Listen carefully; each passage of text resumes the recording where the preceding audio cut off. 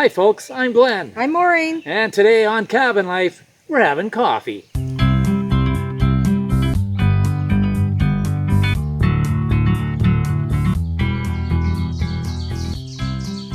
So yes, today we are having some coffee over the campfire.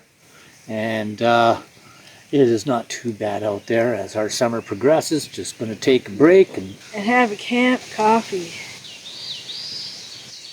welcome to our channel. If you're new here, consider subscribing and hit that notification bell so you don't miss anything. We're all about sharing our adventures and our experiences here at our homestead and our off-grid cabin in the wilderness of Northern Ontario, Canada.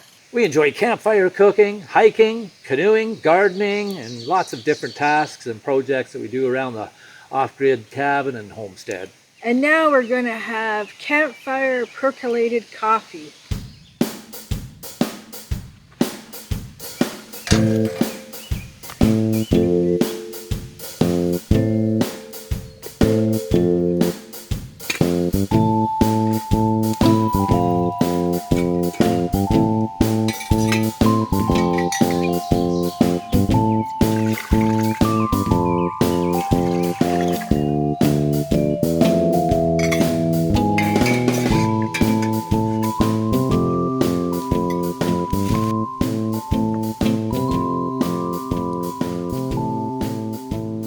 We recently watched and commented on a video by YouTuber Canadian Prepper.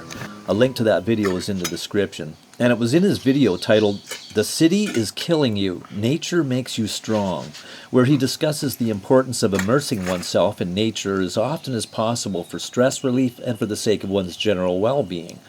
Go check out the video and then come on back to hear our response and a bit of a backstory, which I'm going to share with you now. We live in the Canadian wilderness here in Ontario, near Algonquin Provincial Park. It's our retirement home.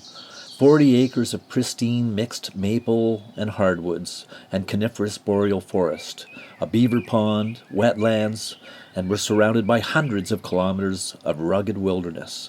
After selling our rural home and purchasing our newly acquired property, we ended up camping on the land from our van for about 2 months. And after having experienced some below freezing nights with snow on the way, we built a tiny off-grid cabin. We had nowhere else to live. So we lived in the cabin through the winter and then moved into our long cabin homestead the following spring. That was almost 3 years ago. Living here on the land in the wilderness, we immerse ourselves in nature daily. It's part of what we do, since going outside means being in a nature bath, as the Japanese call it. And yes, it is very rejuvenating to commune along with nature. At our age, in our 60s now, we do get tired quicker these days, but that doesn't stop us from doing the things we feel we need to. It just takes us longer to do them. When we see people move here into the forest, most of us know how it goes, the progression that we go through in our quest to make a new home for ourselves. Some come onto the land, clear the trees, then build a log cabin to commune with nature and live the simple life. And then add on to the cabin, the outhouse, then comes the forest kitchen, the sauna, the woodshed, the workshop, the hen house, then the guest cabin, the garden area, the ice house, the root cellar, the gathering place, the gazebo. And next thing you know, it's a microcopy of the very city that we tried to escape from, only in a different form. And the sense of communing with nature is completely lost on the builder who originally wanted to commune, but can only think of progress in a seemingly never-ending quest toward becoming more self-sufficient and self-reliant. It's a sad statement on humankind, really, destroying nature in the quest to commune with her. At first we tell ourselves, this is all we need, minimal and simple. Then we want a little more comfort, a little more of this, and then more of that. It's a slippery slope that we must, as individuals, keep self-aware of. Our motives, wants, desires, and yearnings. Can we learn to say, this is enough, and be content with what we have?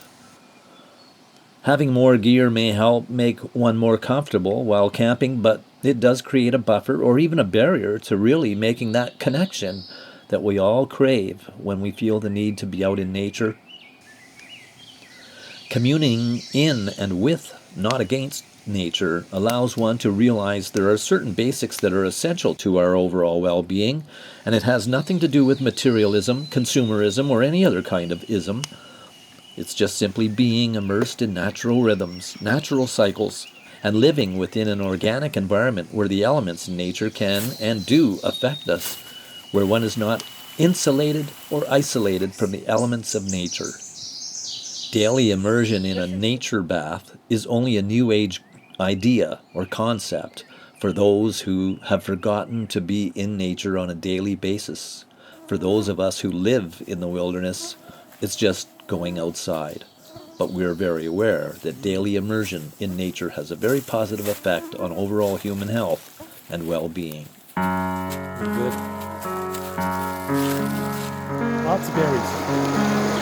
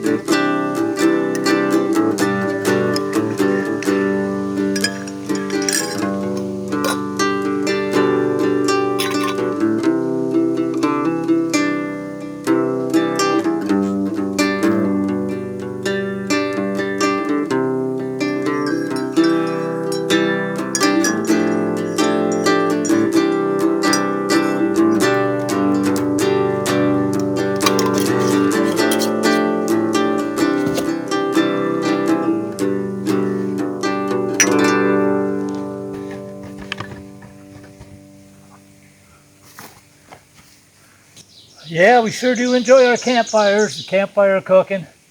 In fact, you might want to check out this video right here.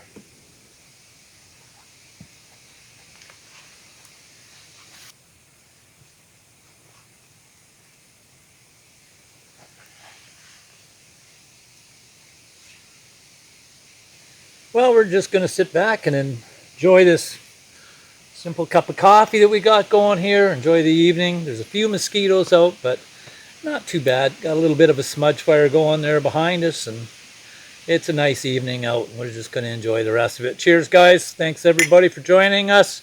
Please consider subscribing. Hit that little gray bell for notifications so you won't miss anything.